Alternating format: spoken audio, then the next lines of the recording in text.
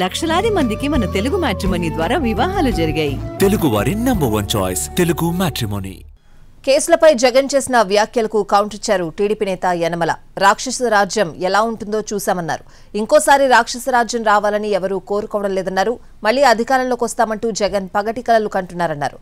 ఒక్కసారి జైల్లోకి వెళ్తే జగన్ బయటకు వచ్చేది లేదన్నారు యనమల.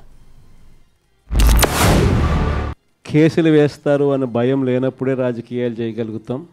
జైళ్లకు పంపినా కానీ పర్వాలేదు చంద్రబాబు, నిన్ను ఎదుర్కొంటామనే ధైర్యం ఉంటేనే రాజకీయాలు చేయగలుగుతాం.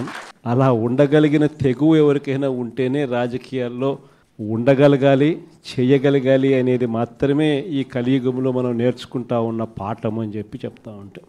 ఈరోజు నిజంగానే రాజకీయాలు అలానే తయారయ్యి రాక్షస రాజ్యం ఏ విధంగా ఉందో చూసాం. మళ్ళీ రాక్షస రాజ్యాలు రావడానికి మాత్రం మీరెవరు కూడా పునాదులు వేయద్దు. రాక్షస రాజ్యం మళ్ళీ అధికారంలోకి రావడం అనేది కళ.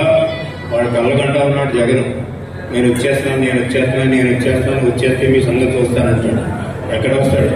ఒకసారి కేసీ గారిని వెళ్తే జైల్లోకి పోతాడు, మళ్ళీ బయటికి రాడక్కడ. అంచేత అటువంటి వ్యక్తి గురించి, ఆ రాక్షస రాజ్యం గురించి మనం ఆలోచించకుండా మనం రామరాజ్యం స్థాపించడానికి మీరంతా కూడా కృషి చేయాలని ఒకసారి